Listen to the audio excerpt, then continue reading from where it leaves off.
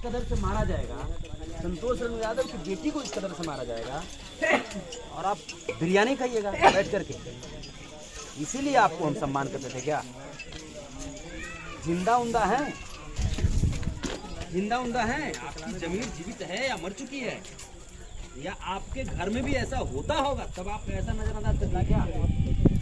कहा था कि मैं जाऊंगा वहां, और क्यों जाऊंगा, वजह ये था कि इसी गांव के रहने वाली और इसी घर की रहने वाली, देखिए जो घर है ना, इसी घर की रहने वाली छोटी सी बच्ची, नन्ही सी बच्ची, नहीं हाँ यहाँ पे तो नीलम यादव जी, छोटी सी बच्ची, छोटी सी फूल, जिसको कुछ दरिंदों के द्वारा यहाँ से, आप देख सकते हैं, ये जंगल है, आगे पहाड़ है, इस समय दिखाई दे रहा होगा या नहीं दे रहा होगा, लेकिन यहाँ से मुश्किल से 5 मिनट की दूरी पे पहाड़ है, और उसी पहाड़ी में कुछ दरिंदों के द्वारा उनकी सामूहिक बलात्कार करने के बाद पत्थर से कुचल करके हत्या कर दी जाती है। तकलीफ इस बात का है कि यहाँ के स्थानीय विधायक श्री जीतनराम मांझी जी इस घटना को इस कदर नज़रअंदाज करते हैं कि एक शादी समारोह में शायद बगल में आते हैं, और इस घटना को इग्नोर करते हुए उन्हें बिरयानी खाने आते हैं, तनिक भी उन्हें ये नहीं लगा कि हाँ भाई, एक बेटी की बात है, समाज की बहन की बात है, वहाँ भी चला जाए।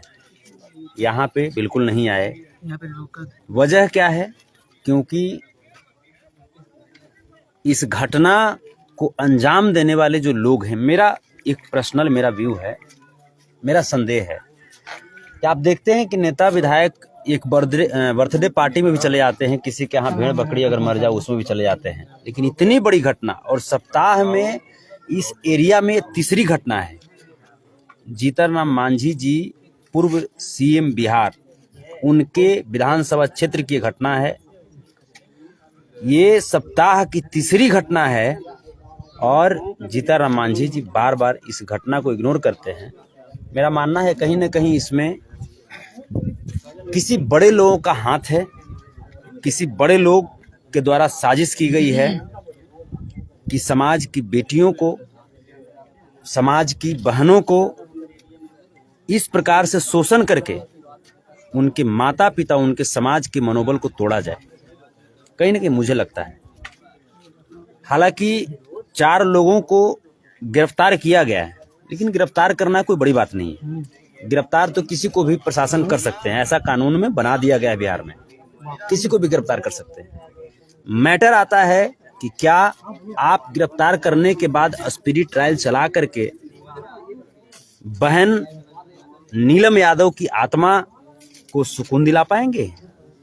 जीते जीवन आप उसको एक सही संरक्षण नहीं दे पाए। बिहार सरकार से मैं कहना चाहता हूं, जीते जिंदगी नीलम यादव को सही तरीके से आप प्रोटेक्ट नहीं कर पाए, क्या उनके इस दुनिया से जाने के बाद भी क्या आप उनकी आत्मा को कुछ न्याय दिला पाएंगे? मैं सीएम साहब से पूछना चाहता हूं। लोग कहते थे कि जंगल राज पहले था, हम तो वो नहीं देखे, जंगल राज क्या होता है, क्या होता था, हमने कभी नहीं देखा था।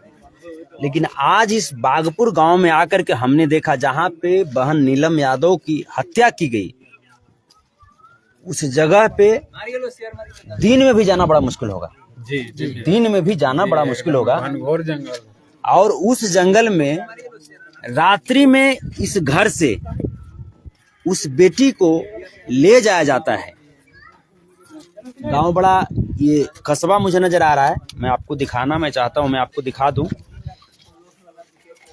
तो ये देखिए, यही घर है, यही घर है नीलम यादव का, जो अभी इस दुनिया में नहीं है। इसी रास्ते से उनको बाहर ले जाया जाता है ऐसे, ये देखिए। और वो सामने जंगल है, पहाड़ है जो आपको नजर आ रहा होगा, पहाड़ इधर भी है, इधर भी देख लीजिए। इसी पहाड़ी पे उनको बलात्कार करके और मार दिया जाता है। हम कोनो अफसर तो है नहीं, कोनो नेता मंत्री तो है नहीं, कोनो पावर तो ऐसे है नहीं, लेकिन मेरा मौलिक अधिकार है, मेरा संवैधानिक अधिकार है कि अगर हमारे समाज, हमारे बेटी, हमारी बहनों के साथ, हमारे समाज के साथ अगर शोषण किया जाएगा तब चुप तो नहीं बैठेंगे।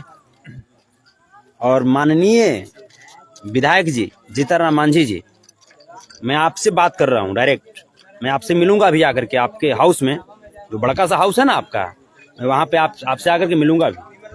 ये संतोष रेणु यादव ही है ना जो आपके ऊपर कुछ कटाक्ष करता था तो आपका पक्ष लेकर खड़ा हो जाता था, लड़ पड़ता था सबसे, ये संतोष रेणु यादव ही है ना। और संतोष रेणु यादव की बहन को इस कदर से मारा जाएगा, संतोष रेणु यादव की बेटी को इस कदर से मारा जाएगा, और आप बिरयानी खाइएगा बैठ करके। इसीलिए आपको हम सम्मान करते थे क्या?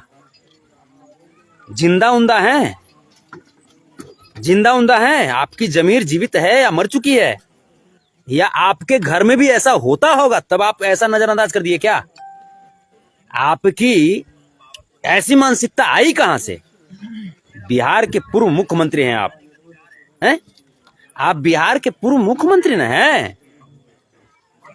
कैसे आप वोट मांगते हैं?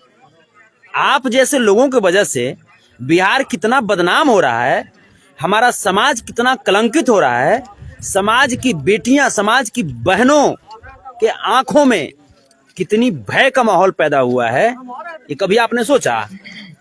जीतनराम मांझी जी, मैं आपसे पूछना चाहता हूं कि क्या आपकी बेटी से इस नीलम यादव की इज्जत कम थी क्या? क्या आपकी बहन से, क्या आपकी पोती से, क्या आपकी नातिन से बहन नीलम यादव की इज्जत कम थी क्या? आप प्रशासन का हाथ पांव बांध करके आप उन दोषियों के मास्टरमाइंड को बचाने का प्रयास कर रहे हैं, तो ये आप छोटी सी सोच रखे हुए हैं। हम बोलते हैं ना, कलाकार बाद में है, पहले अहिर हैं, बोलते हैं ना अहिर। दादा श्री कृष्ण सभी लोगों की रक्षा करते थे, सब द्रौपदी का चीरहरण होने से बचाया था। और आज वही श्री कृष्ण का वंशज जिसका चीरहरण हो, जंगलों में ले जाकर के उसका बलात्कार किया जाए, उसको मौत के घाट उतार दिया जाए, और हम लोग हाथ पे हाथ धर कर बैठ जाएंगे? आपको सबक सिखाएंगे, आपको सबक सिखाएंगे। आप इतना मान लीजिए, और मैं आ रहा हूं, मैं पटना अभी।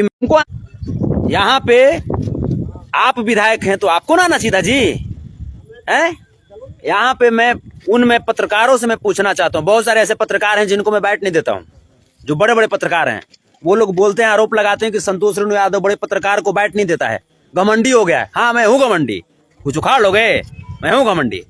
मुझे वैसे पत्रकार नहीं चाहिए जो तलवा चाट करके अपनी पत्रकारिता चला रहा हो, मुझे नहीं चाहिए वैसे पत्रकार। और मुझे वैसे पत्रकारों को मुझे बाइट भी नहीं देनी है। मुझे वैसे छोटे छोटे पत्रकार ही मुझे भाते हैं जो कम से कम छोटे छोटे जगहों पे जा करके समाज में क्या घटित हो रहा है, किस कदर से समाज को रुलाया जा रहा है, उन सारी खबरों से हमें रूबरू कराते हैं। मैं सैल्यूट करता हूं।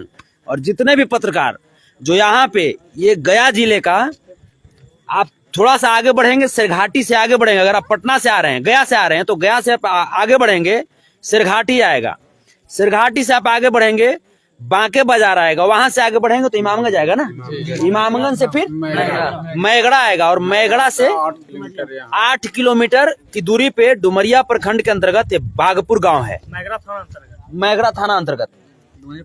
मैं चाहूंगा कि जितने भी पत्रकार हैं, छोटे मोटे, मेरे जितने भी भाई हैं, मेरे लिए सुपरस्टार आप हो यार, आप हो सुपरस्टार। मुझे नहीं चाहिए बड़ा पत्रकार, नहीं चाहिए बड़ी बड़ी चैनल, मुझे आप सुपरस्टार हो और आप यहाँ पे आओ। आप समाज के चौथे स्तंभ हैं, आपका भी दायित्व बनता है कि आ करके बहन नीलम यादव की आत्मा को जो चीख रही है, चीख करके न्याय मांग रही है, आपकी भी दायित्व बनती है कि आप आइए और इस मुद्दे को आप पूरी दुनिया के सामने आप रखिए। मैं 7 दिन का समय दिया हूं इस घटने की स्पीडी ट्रायल चला करके इसका जो मास्टरमाइंड है, क्योंकि इसका मास्टरमाइंड कोई तो है।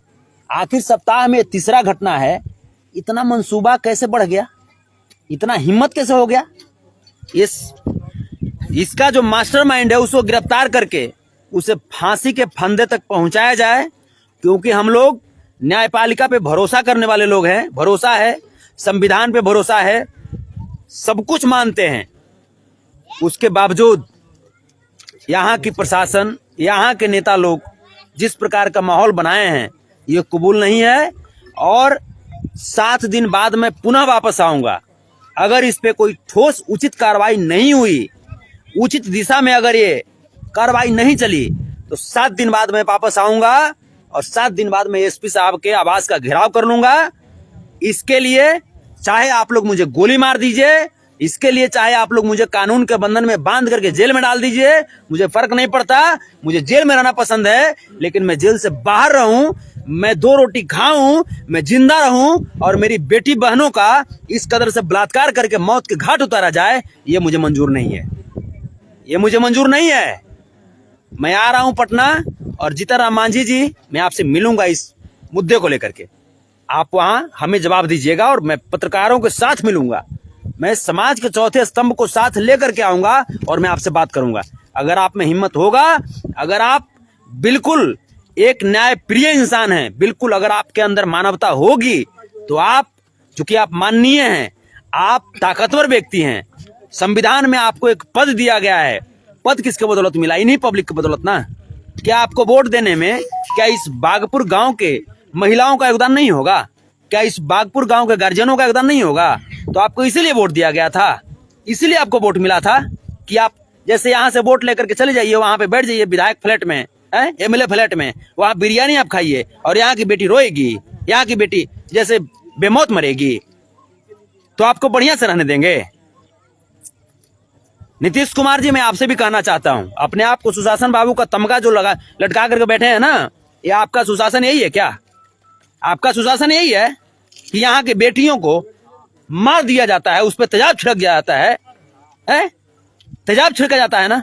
जो सत्ता में बैठे हुए लोग हैं, जो विपक्ष में बैठे हुए लोग हैं, मैं सबसे मैं कहना चाहता हूं, अगर आप सत्ता की बात करते हैं, अगर आप न्याय की बात करते हैं, तब आपको ये बागपुर की घटना झकझोर कर देनी चाहिए और आपको बागपुर आना चाहिए। जितने भी लोग हैं, मैं सब लोग से मैं कहना चाहता हूं, और आपसे जितने भी लोग जो स्थानीय, जो यहाँ के जनप्रतिनिधि लोग हैं, जो इस घटना को बहुत करीबी से देख रहे हैं और इस घटना में जो भी दोषी लोग हैं उनको उचित कार्रवाई करके सजा दिलवाने का काम कर रहे हैं, उनको मेरे तरफ से कोटि कोटि धन्यवाद है।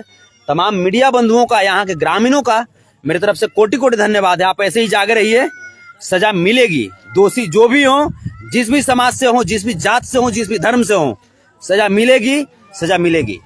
जय हिंद, जय भारत, जय श्री कृष्ण। प्रणाम आप सबको। आप भी निवासी हैं यहाँ के, बताइए। हाँ, बागले के हैं हम, यहाँ से 2 किलोमीटर है। इमामगंज में आके भोज भात खा के जाते हैं। अच्छा, कौन? जीतनराम मांझी? जीतनराम मांझी, संतोष मांझी, दोनों। अच्छा। अगर 1 सप्ताह के अंदर नहीं हुआ तो जीतनराम मांझी को इमामगंज विधानसभा में घुसने नहीं देंगे। अच्छा, चैलेंज है जीतनराम मांझी का? हाँ। अच्छा, कि 1 सप्ताह के अंदर में नहीं आए और घटना को पूरा जानकारी ले। लगता है आपको कि जीतनराम मांझी तक की खबर नहीं पहुंचा होगा? अरे पता तो पूरा है, वो तो बताइए रहे हैं। तो फिर भी मतलब मटिया के बैठे हुए हैं? अरे एसपी और डीएम को फोन करके दबावा जा रहा है मांझी जी के द्वारा। अच्छा, तो आप लोग विरोध नहीं करते हैं इसका? वो आवेंगे तो घुसे नहीं न देंगे। अच्छा, तो इसी क्षेत्र के ना इस बार, अगला बार चांस नहीं दीजिएगा आप? अगला बार जमाना जब्त करके भेज देंगे। अच्छा।